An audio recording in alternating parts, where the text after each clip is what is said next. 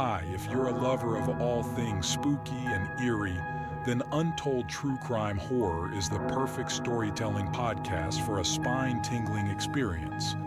As you tune in to this petrifying horror experience, do not forget to subscribe, as your nightmares are about to get a whole lot scarier. The boy should have known something was wrong the moment he glanced back over his shoulder, but he was too tired and weary and afraid to register the truth. He followed the sound of the keening pipe. Its unfamiliar melody, absurdly cheerful, jarred him from the carnage. It filtered through the pores of his skin and infused him with the strength and warmth he needed to run through the icy clutches of winter. The forest muffled the sounds within and beyond it, as if the trees themselves swallowed noise, all but the tune of the unseen piper. Time stood still, cradled between the labyrinth of jutting roots and a cotton cloud sky that was falling apart.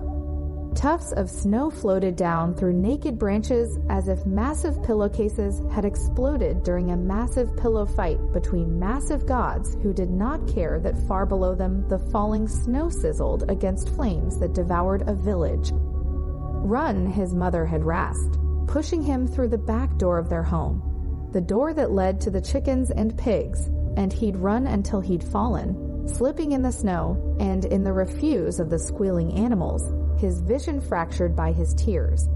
He turned back then, ashamed to have run, ashamed to have left her, even though she no longer quite looked like his mother. Once she'd been beautiful, the belle of the village, people said. Then the red blotches appeared, lesions that began on her arms and spread across her chest and throat, an army of ants beneath her skin that disfigured her face and body. She did not cry out when she cut a finger or burnt her hands in the kitchen. Her once lush hair fell from her scalp like shorn wheat, littering the floor in clumps. Yet her eyes were always his mother's eyes, calm and blue, and cool like a damp cloth against a fevered brow, radiating such love that he felt she embraced him even when she avoided touching him. She was all he had left, the only person who cared enough to weep and caress his face when lesions spread across his own back and grew thick like the pedicles of a second spine. When he crept back into the house, keeping to the shadows, the boy found nothing left of his mother but a dark stain on the floorboards that streaked from the kitchen to the bedroom. A man appeared in that doorway, his body and face sheathed in fabrics and spells that would not let the infection touch him, gripping a sword that wept red tears from its edge. The boy hid until the man turned away, and then sprinted back out into the night. He ran through the streets, dodging the hooves of horses and the torched firewood that the yelling soldiers threw his way.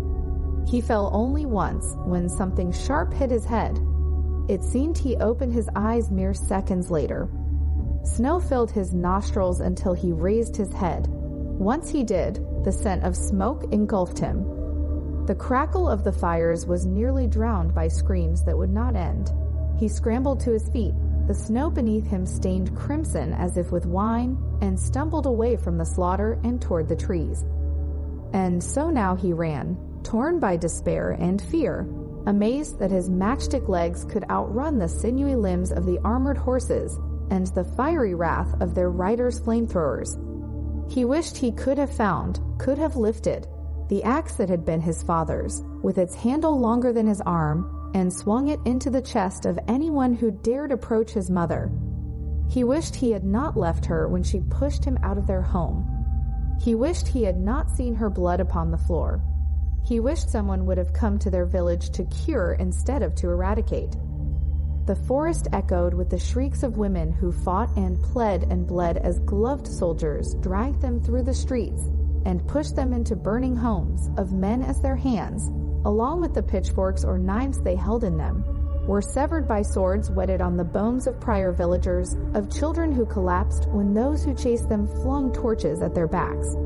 And above all this, the haunting croon of a pipe, promising all that a hurt little boy could desire, and so to that piping this little boy fled.